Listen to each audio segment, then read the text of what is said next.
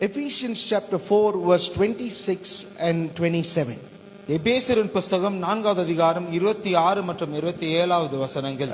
We read how when we are under anger or when we are very angry, the devil can have an advantage over that person. நாங்க கோபத்தில் இருக்கும் பொழுது அந்த விதமான மனிதனை எதிரியானவன் ஆட்கொள்கிறதை நாங்கள் பார்க்கிறோம். The Bible says, be angry and do not sin. Do not let the sun go down on your anger, nor give place to the devil.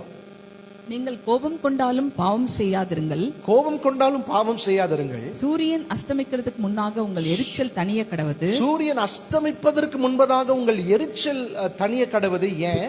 பிசாசுக்கு இடம் கொடாமலும் இருங்கள். பிசாசுக்கு இடம் கொடாமலும் இருங்கள். The more we grow holier, there is a chance that we may get upset with few things that's not right. நாங்க எவ்வளவு பரிசுத்தமாய் மாறுகிறோமோ சில காரியங்கள் சரியில்லாத சில காரியங்களை பார்த்து எரிச்சல் அடைய வாய்ப்பு இருக்கிறது. If it's not up to your standard, then you may get upset. அது உங்க தரத்திற்கு வந்துட்டு இல்லைன்னு சொன்னா நீங்க எரிச்சல் அடைய வாய்ப்பு இருக்கிறது. Now, irrespective of whether your anger is legitimate or illegal, as long as the anger stays in for a long time, there is a chance it may become bitterness. உங்க கோபம் சரியான காரணத்திற்காக அல்லது தவறான காரணத்திற்காக வந்திருந்தாலும் கூட அது ரொம்ப நேரம் உள்ள இருக்கும் என்று சொன்னா அது கசப்பாய் மாற வாய்ப்பு இருக்கிறது. So God says before sunset settle that. ஆகையால் தேவன் சொல்லுகிறார் சூரியன் அஸ்தமிக்கிறதுக்கு முன்பதாகவே அதை வந்துட்டு நீங்க தீர்த்து வைக்க வேண்டும். Because if the anger stays in, then it becomes bitterness, and bitterness definitely has demonic power behind it. There's a connection there. உள்ளே கோபம் தங்கும் என்று சொன்னால் அது கசப்பாய் மாறுகிறது. கசப்பு வந்து பிசாசுக்கு இடம் கொடுக்கிற காரியமாய் இருக்கிறது. That bitterness leavens up the entire heart and the devil has room. அந்த கசப்பானது முழு இருதயத்தை அது புளிப்பாக்கி பிசாசுக்கு ஒரு இடத்தை அது உண்டாக்குகிறது.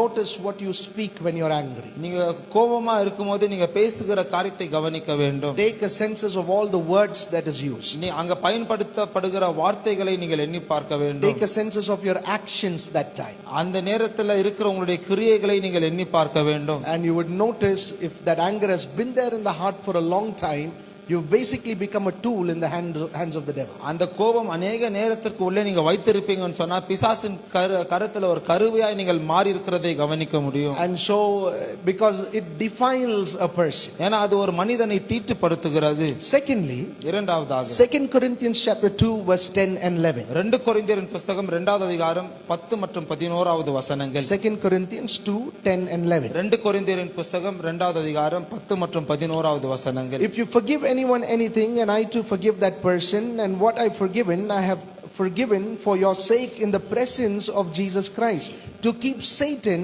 from taking advantage of us, for we are not ignorant of his schemes. எவனுக்கு நீங்கள் மன்னிக்கிறீர்களோ அவனுக்கு நானும் மன்னிக்கிறேன். எவனுக்கு மேலும் எதை நான் மன்னித்திருக்கிறேனோ அதை உங்கள் நிமித்தம் கிறிஸ்துவனுடைய சன்னிதானத்திலே மன்னித்திருக்கிறேன். உங்கள் நிமித்தம் கிறிஸ்துவின் பிரசன்னத்திலே அவர் சன்னிதானத்திலே நான் மன்னித்திருக்கிறேன். சாத்தானாலே நாம் மோசம் போகாதபடிக்கு அப்படி செய்தேன். சாத்தானாலே மோசம் போகாதபடிக்கு அப்படி செய்தேன். Now what is the context of this? இது எந்த சூழலிலே சொல்லப்பட்டிருக்கிறது?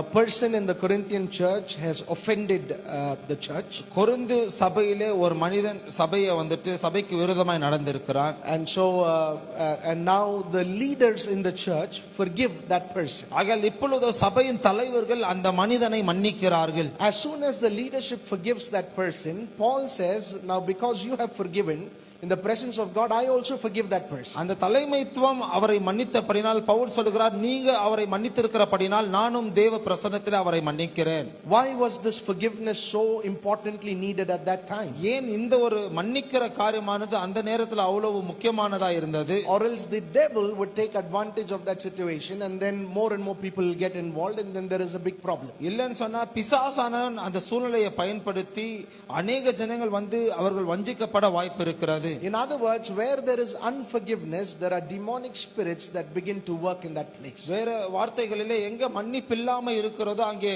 பிசாசின் ஆவிகள் ரொம்ப தெளிவாய் கிரியை செய்கிறது. So when the church leadership forgives a person, it's important the entire church embraces that person and forgives too. சபை தலைமைத்துவம் ஒரு மனிதனை மன்னிக்கும் என்று சொன்னால் முழு சபையும் கூட அந்த மனிதனை தழுவி அந்த மனிதனை ஏற்றுக்கொள்வது ரொம்ப முக்கியம். Now what is the basis of forgiveness? அந்த மன்னிப்பின் அடித்தளம் என்ன? Not that all of us are some very major big holy people. நாங்க எல்லாரும் ரொம்ப பெரிய பரிசுத்தவான்கள் என்பதற்காக அல்ல. The Bible says Ephesians 4, because Christ forgave us, we forgive. எபேசியர் புத்தகம் 4வது அதிகாரத்தில் வேதம் சொல்கிறது கிறிஸ்து எங்களை மன்னித்தபடியால் நாங்களும் மன்னிக்கிறோம்.